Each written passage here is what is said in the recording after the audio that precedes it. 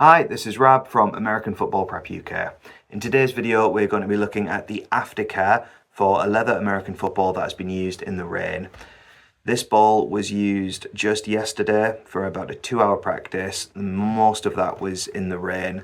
We play on grass pitches, muddy fields, so the ball has been dropped into wet grass, thrown around in the rain, caught with wet hands, and it needs a little bit of aftercare now. So we're going to look at all of the steps involved, from immediately what you want to do right after you finish your practice, all the way through to what you want to be using on the football to bring it back to a professional quality finish and to get it back to being game ready without being too abrasive, especially if you already had this ball at a game ready state not too long ago. So we'll get into that and more in this video.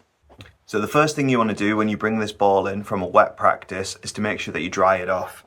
So all we're doing is removing any excess moisture that may be on the ball. So if the practice has been particularly wet, the ball might actually still have water droplets, rain droplets on it. We want to make sure that's all taken off. We're going to take a dry rag and we're just going to pat the ball down, working our way over all 4 panels, making sure that we don't do any aggressive rubbing or any aggressive dragging the rag over the football, instead just patting it off. What we don't want to do is end up undoing any initial prep work because there's moisture on the ball and we're aggressively rubbing it, because we don't ever want to apply too much water and rubbing to the ball or any wet rags or anything like that.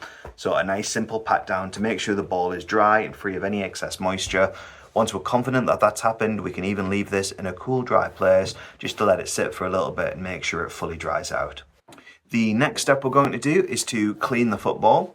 To do that, we're going to use a brush. As I mentioned before, we don't like to use any rags to clean the football, but we're just brushing the football up, down, and in a round fashion on all 4 panels, working our way around the football. We'll be careful around the white stripes. If you're using a GST and it's got these sewn on composite strips, you don't want to be too aggressive with these. If the ball doesn't have any dirt marks on there and the tack still feels good on them, you can even leave these alone. Same with the laces. Just have an inspect, make sure there's no debris or dirt clogging up the laces or the lace holes. If they're all fine, leave them be and work your way around the leather parts of the football, brushing away any oils, dirts or grime that the ball may have picked up from the wet practice. And all of that's going to do is lift this pebbling right back up, and the simple act of brushing the football will instantly start to restore tack to the ball. So we will do that step first.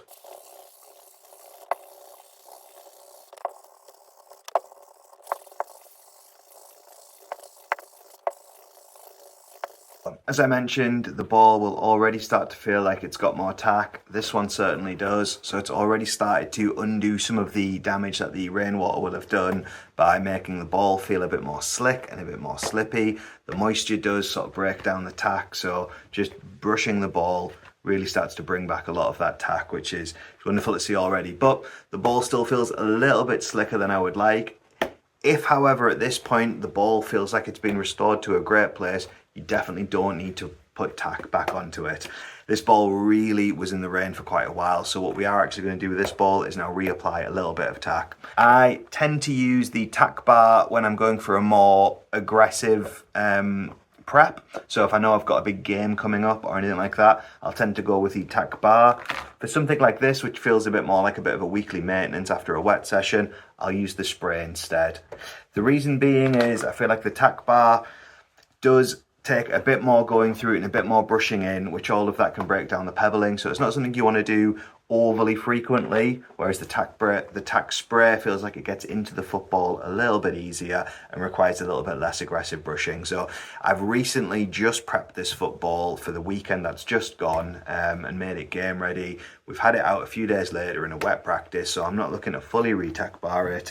Instead, I'm going to give it a spray. When spraying the football, we're going to apply a light coating to all 4 panels.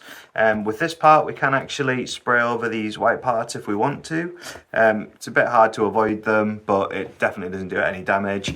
I wear a glove for this part as well because I like to evenly coat the ball once the tack's on. So we're just going to do a few light sprays. So I'll do the 2 back panels first and then rub that in. And it's good to wear a glove for this part if you've got sensitive skin, anything like that. But also, I feel like it just helps applicate onto the ball a lot more evenly when you're using gloves as opposed to your hands. And then we can just do a light spray over there. And again, this isn't about soaking or saturating the ball at all. It's just about giving it a nice, even coating all the way around. Always try and take care around the laces and the nozzle hole. Never spray too close to those parts. You never want to spray directly into the nozzle hole or the lace holes or anywhere like that.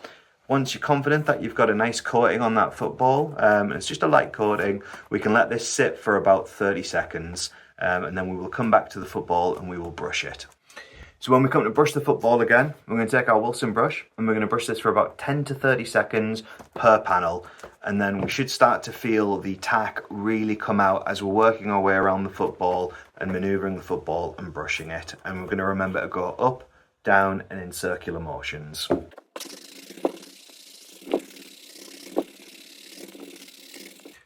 And just here now we can see where the tack has been brushed in on this panel that I've just done compared to here where the tack is still present on the football. So you can see just how well and how easily that tack actually does brush into the football, which is wonderful.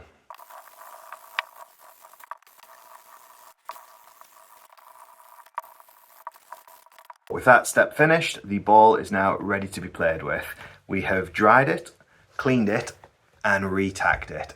And the ball feels absolutely amazing. The grip on it is wonderful. It doesn't feel like it's going anywhere. It's not slipping out of my hand. And it is clean and beautiful the way a leather American football should be. These balls perform so much better in the rain, but they need to be well looked after and well maintained in order to do so. Everything that you do to this football, from the mudding, from the tacking, it all helps repel water, as well as providing grip to the football, cleaning the pebbling, all of that kind of stuff. These are all steps that make this football perform well in the rain. If you look after the football once you've used it in the rain, the next time you find yourself on a wet practice, it will still perform as well as it should, even to the point where these balls can almost perform as well as they do when they're dry. So take care of your balls, they'll take care of you, and they will reward you with many a touchdown. So that concludes this video. If you've liked the content, if you're new to looking after leather American footballs, if you find the information useful, please like and subscribe. Let me know what other content you'd like to see. If you go to our channel, you'll find we've got videos on mudding footballs, changing bladders, changing laces, prepping, making sure your balls are prepped for game day and all of that kind of good stuff. So if you're a big American football nut just like me, or it's your first time ever touching a leather American football, please just give us a like and subscribe and let me know what content you're looking for and how we can help you. Cheers.